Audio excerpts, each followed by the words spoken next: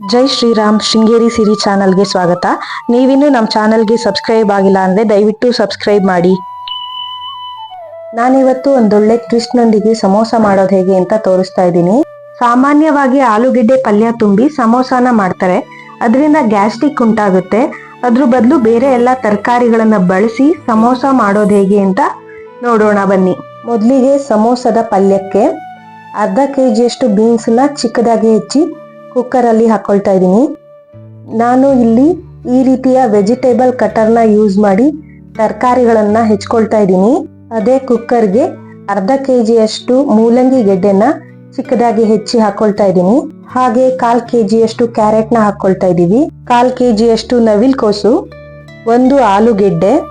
ತರಕಾರಿನ ಬೇಯಿಸುವಾಗಲೇ ಸ್ವಲ್ಪ ಉಪ್ಪನ್ನ ಹಾಕೊಳ್ತಾ ಇದ್ದೀವಿ. ಎಲ್ಲ ತರಕಾರಿಗೂ ಚೆನ್ನಾಗಿ ಉಪ್ಪು ಹಿಡ್ಕೊಳ್ಳುತ್ತೆ. ಸ್ವಲ್ಪ ನೀರನ್ನ ಚಿಮುಕ್ಸಿ 2 ವಿಷಲ್ ಕುಕ್ಕರ್ನ ಕೂಗಿಸ್ಕೊಳ್ಬೇಕು. ಮೂಲಂಗಿ ಗೆಡ್ಡೆ ನೀರ್ನ ಬಿಟ್ಕೊಳ್ಳೋದ್ರಿಂದ ಜಾಸ್ತಿ ನೀರ್ ಹಾಕೋ ಅವಶ್ಯಕತೆ ಇಲ್ಲ. ಒಂದು ಬಾಂಡ್ಲಿಗೆ 2 ಚಮಚದಷ್ಟು ಎಣ್ಣೆನ ಹಾಕೊಂಡು 1 ಚಮಚ ಸಾಸಿವೆ, 1 ಚಮಚ ಜೀರಿಗೆ, ಸ್ವಲ್ಪ ಅರಿಶಿಣದ ಪುಡಿ. ಸಾಸಿವೆ ಚಟಪಟ ಅಂತ ಹುಟ್ಟಿದ್ಮೇಲೆ ಚಿಕ್ಕದಾಗಿ ಹೆಚ್ಚಿರುವಂತಹ ಕರಿಬೇವಿನ ಸೊಪ್ಪನ್ನು ಹಾಕೊಳ್ತಾ ಇದ್ದೀನಿ. ಚಿಕ್ಕದಾಗಿ ಹೆಚ್ಚಿರುವಂತಹ 2 ಈರುಳ್ಳಿ ಗೆಡ್ಡೆ. ಈರುಳ್ಳಿ ಸ್ವಲ್ಪ ಕೆಂಪಾಗೋಷ್ಟು ಹುರ್ಕೊಳ್ಬೇಕು. 7-8 ಬೆಳ್ಳುಳ್ಳಿ ಹಾಗೆ ಸ್ವಲ್ಪ ಶುಂಠಿನ ಜಜ್ಜಿ ಹಾಕೊಳ್ತಾ ಇದ್ದೀವಿ. ಈಗಾಗಲೇ ಬೇಯಿಸಿಟ್ಕೊಂಡಿರುವಂತಹ ಎಲ್ಲ ತರಕಾರಿನೂ ಹಾಕೊಳ್ತಾ ಇದ್ದೀವಿ. ಇದರಲ್ಲಿ ಹಲವಾರು ತರಕಾರಿಗಳು ಇರೋದ್ರಿಂದ ಇದು ಆರೋಗ್ಯಕರ. ಮಕ್ಕಳು ತರಕಾರಿಗಳನ್ನ ತಿನ್ನೋದಿಲ್ಲ ಅನ್ನೋರು ಈ ರೀತಿ ಸಮೋಸ ಮಾಡಿದ್ರೆ ಮಕ್ಕಳು ಇಷ್ಟಪಟ್ಟು ತಿಂತಾರೆ. ಖಾರಕ್ಕೋಸ್ಕರ 1 ಚಮಚದಷ್ಟು ಕಾಳುಮೆಣಸಿನ ಪುಡಿನ ಹಾಕೊಳ್ತಾ ಇದ್ದೀವಿ. ಹಾಗೆ ಅದ್ರ ಜೊತೆಗೆ ಅರ್ಧ ಚಮಚದಷ್ಟು ಜೀರಿಗೆ ಮೆಣಸಿನ ಪುಡಿನೂ ಕೂಡ ಹಾಕೊಳ್ತಾ ಇದ್ದೀವಿ. 1/4 ಚಮಚದಷ್ಟು ಕೊತ್ತಂಬರಿ ಬೀಜದ ಪುಡಿನೂ ಹಾಕೊಳ್ತಾ ಇದ್ದೀವಿ. ಇಲ್ಲಿ ನಾವು ಪಲ್ಯಕ್ಕೆ ಯಾವುದೇ ರೀತಿಯ ಮಸಾಲೆ ಪುಡಿನೂ ಹಾಕೊಳ್ದೆ ತರಕಾರಿಗಳ ಜೊತೆ ಶುಂಠಿ, ಬೆಳ್ಳುಳ್ಳಿ ಹಾಗೆ ಕಾಳುಮೆಣಸಿನ ಪುಡಿನ ಹಾಕೊಂಡಿದೀವಿ. ಇವೆಲ್ಲದೂ ಕೂಡ ಒಳ್ಳೆ ಜೀರ್ಣಕಾರಿಯಾಗಿದೆ. ಸ್ವಲ್ಪ ಪುದೀನ ಸೊಪ್ಪನ್ನ ಸೇರಿಸ್ಕೊಳ್ತಾ ಇದ್ದೀವಿ. ಇಷ್ಟ ಇಲ್ಲದೆ ಇರೋರು ಸ್ಕಿಪ್ ಮಾಡ್ಕೊಳ್ಬಹುದು. ಕೊನೆಯದಾಗಿ ಪಲ್ಯಕ್ಕೆ ಸ್ವಲ್ಪ ಲಿಂಬೆ ರಸವನ್ನ ಸೇರಿಸ್ಕೊಳ್ತಾ ಇದ್ದೀನಿ.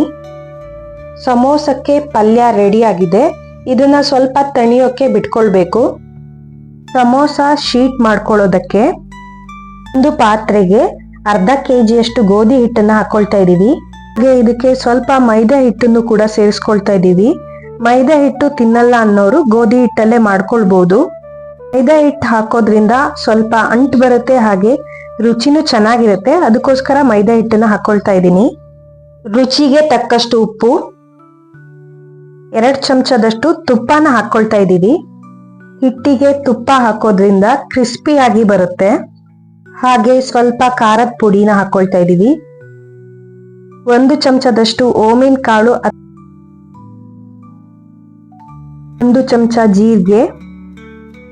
ಎಲ್ಲವನ್ನು ಒಂದು ಸತಿ ಊಡ್ಕೊಂಡು ಸ್ವಲ್ಪ ಸ್ವಲ್ಪನೇ ನೀರು ಹಾಕಿ ಕಲಿಸ್ಕೊಳ್ಬೇಕು. ಈ ರೀತಿಯ ಸಮೋಸನ ನೀವು ಮನೇಲೆ ಟ್ರೈ ಮಾಡಿ ತಿಂದ್ರೆ ನಿಮಗೆ ಹೊರಗಡೆ ಸಮೋಸ ತಿನ್ನೋಕೆ ಇಷ್ಟನೇ ಆಗೋದಿಲ್ಲ. ಯಾಕೆ ಅಂದ್ರೆ ಅಷ್ಟು ರುಚಿಯಾಗಿರುತ್ತೆ. ಹಿಟ್ಟು ಚಪಾತಿ ಹಿಟ್ಟಿನ ಹದಕ್ಕೆ ಬರಬೇಕು.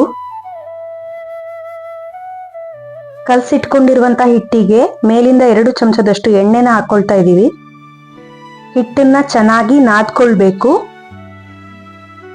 ಒಂದು ಚಪಾತಿಗೆ ಎಷ್ಟು ಹಿಟ್ಟು ಬೇಕೋ ಆ ಪ್ರಮಾಣದಲ್ಲಿ ಹಿಟ್ಟನ್ನ ತಗೊಂಡು ಚಪಾತಿ ಲಟ್ಟಿಸಿದ ಹಾಗೇನೆ ಲಟ್ಟಿಸ್ಕೊಳ್ಬೇಕು.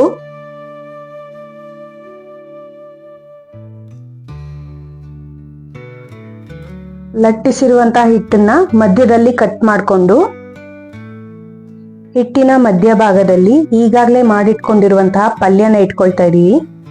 ಇದನ್ನ ಈಗ ಸಮೋಸದ ಆಕಾರದಲ್ಲಿ ಅಂದ್ರೆ ತ್ರಿಭುಜದ ಆಕಾರದಲ್ಲಿ ಮಡ್ಚ್ಕೊಳ್ತಾ ಇದ್ದೀವಿ. ಸಮೋಸನ ನೀಟಾಗಿ ಮಡ್ಚ್ಕೊಳ್ಬೇಕು. ಇಲ್ಲ ಅಂದ್ರೆ ಎಣ್ಣೆಗೆ ಬಿಟ್ಟ ತಕ್ಷಣ ಸಮೋಸ ಓಪನ್ ಆಗಿ ಪಲ್ಯ ಎಲ್ಲ ಹೊರಗೆ ಬರೋ ಚಾನ್ಸಸ್ ಇರುತ್ತೆ.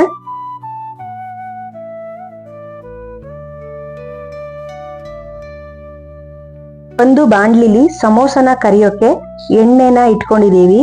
ಎಣ್ಣೆ ಈಗಾಗಲೇ ಕಾದಿದೆ. ಕಾಯ್ತಾ ಇರುವ ಎಣ್ಣೆಗೆ ಚಿಟಿಕೆ ಉಪ್ಪನ್ನ ಹಾಕೊಳ್ತಾ ಇದ್ದೀನಿ. ಯಾಕೆ ಅಂದ್ರೆ ಕರಿಯುವಂತ ವಸ್ತು ಎಣ್ಣೆ ಕುಡಿಯೋದಿಲ್ಲ ಅಂತ. ಎಣ್ಣೆ ಚೆನ್ನಾಗಿ ಕಾದಿದೆ. ಈಗಾಗಲೇ ರೆಡಿ ಮಾಡಿಟ್ಕೊಂಡಿರುವಂತ ಸಮೋಸನ ಎಣ್ಣೆಯಲ್ಲಿ ಒಂದೊಂದಾಗಿನೇ ಕರಿತೀನಿ. ಎಣ್ಣೆಯಲ್ಲಿ ಕರ್ದಿರುವಂತ ಐಟಮ್ನ ನಾವು ತಿನ್ನಲ್ಲ ಅನ್ನೋರಿಗೆ ಈ ರೀತಿ ಸಮೋಸನ ಏರ್ ಫ್ರೈಯರ್ ಅಲ್ಲಿ ಇಟ್ಟು ಕೂಡ ಮಾಡ್ಕೊಳ್ಬಹುದು. ಸಮೋಸನ ಏರ್ ಫ್ರೈಯರ್ ಅಲ್ಲಿ ಇಟ್ಟು ಸ್ವಲ್ಪ ಎಣ್ಣೆನ ಹಚ್ಕೊಳ್ತಾ ಇದ್ದೀನಿ. ಸಮೋಸನ ಏರ್ ಫ್ರೈಯರ್ ಅಲ್ಲಿ ಇಟ್ಟು 185 ಡಿಗ್ರಿ ಸೆಲ್ಸಿಯಸ್ 18 ನಿಮಿಷಗಳ ಕಾಲ ಬೇಯಿಸ್ಕೊಳ್ಬೇಕು. ಮಧ್ಯದಲ್ಲಿ ತೆಗೆದು ಇನ್ನೊಂದು ಸೈಡಿಗೂ ಎಣ್ಣೆ ಹಚ್ಚಿ ಹಾಕೋಬೇಕು. ಟೈಮಿಂಗ್ಸ್ ಅದೇ ಕಂಟಿನ್ಯೂ ಆಗುತ್ತೆ. ಹಲವು ತರಕಾರಿಗಳನ್ನು ಒಳಗೊಂಡು ತುಂಬಾನೇ ಆರೋಗ್ಯಕರವಾಗಿ ಹಾಗೇನೆ ಬಾಯಿಗೂ ತುಂಬಾನೇ ರುಚಿಯಾದಂತಹ ವೆಜಿಟೇಬಲ್ ಸಮೋಸ ರೆಡಿಯಾಗಿದೆ. ನೀವು ಒಮ್ಮೆ ಟ್ರೈ ಮಾಡಿ ಕಮೆಂಟ್ ಮಾಡಿ. ಹಾಗೆ ಎಣ್ಣೆಲಿ ಕರಿದೆ ಏರ್ ಫ್ರೈಯರ್ ಅಲ್ಲಿ ಮಾಡಿದಂತ ಸಮೋಸ ಕೂಡ ರೆಡಿಯಾಗಿದೆ. ಹಾಗೆ ವಿಡಿಯೋನ ಲೈಕ್ ಮಾಡಿ, ಶೇರ್ ಮಾಡಿ, ನಮ್ಮ ಚಾನಲ್ಗೆ ಸಬ್ಸ್ಕ್ರೈಬ್ ಆಗೋದನ್ನ ಮರಿಬೇಡಿ. ವಿಡಿಯೋ ನೋಡಿದ್ದಕ್ಕೆ ಧನ್ಯವಾದಗಳು.